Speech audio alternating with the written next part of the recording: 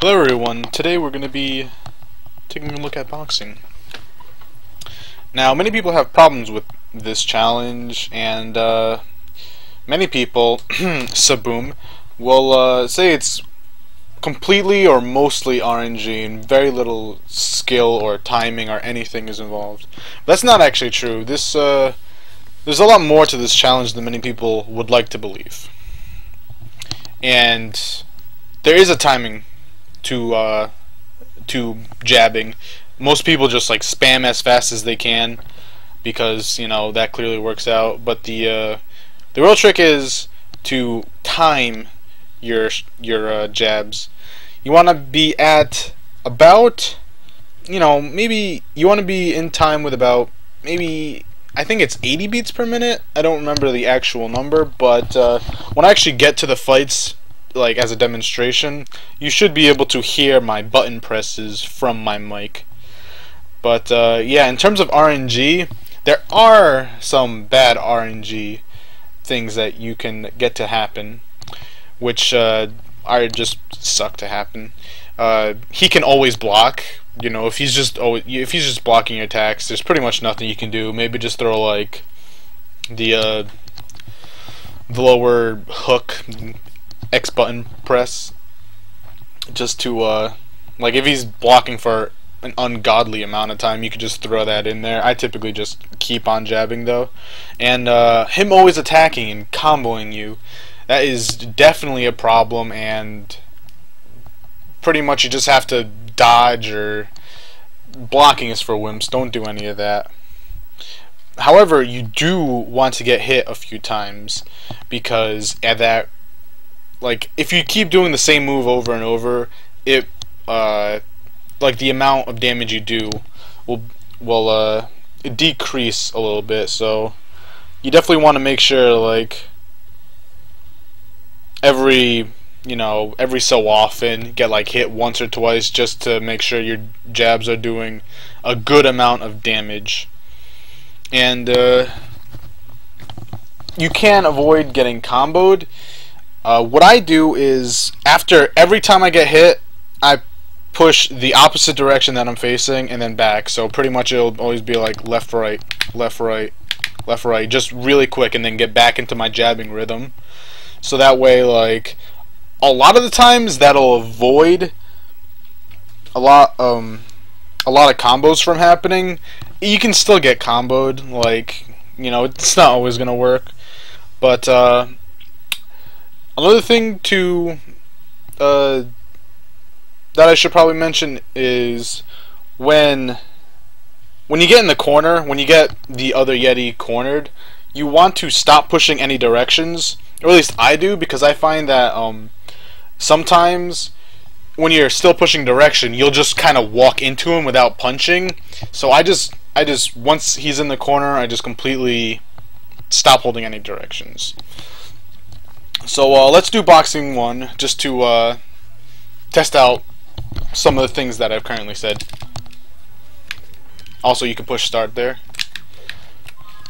Okay, that's actually something that I should mention that I did not at the beginning. At the beginning of each fight, like when you get in punching range, you want to do what I mentioned, a little like left, right, really quickly, because typically he will always be able to get the first punch out on you. So you just want to like you want to bait out the punch and then dodge it, so that way you can go straight in with jabbing. So let me exit area. I'm actually going to have to re-enter because I do not have Bentley unlocked, because I was doing a test route. But let's just get there really quick. But yeah, at the beginning of every match, you can hold right, and you'll move towards the Yeti, so you get some more distance on him. Just makes it a little bit faster.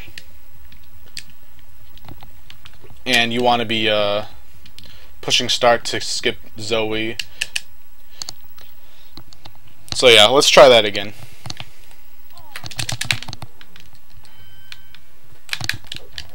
Alright, typically when he does the large power move,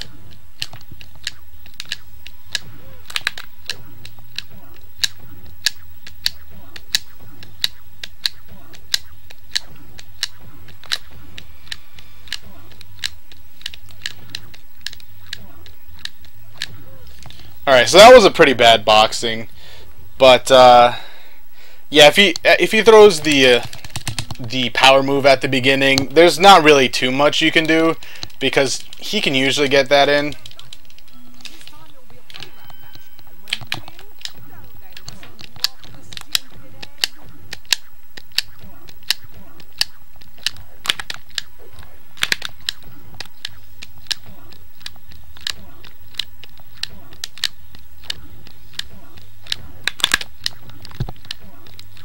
So yeah, typically, like, if he jabs you, a lot of times he'll jab you right after, or when he does the lower punch, he'll do a jab or one of the other ones.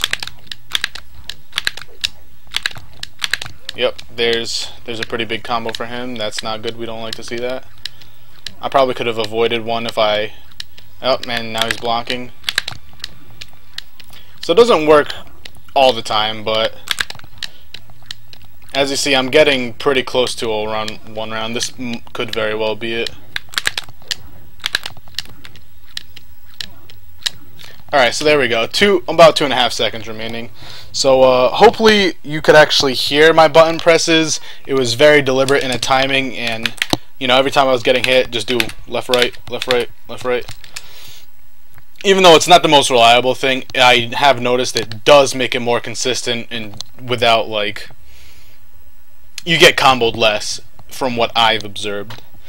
But yeah, it's just a really quick tutorial just to make it a little bit more consistent for some people.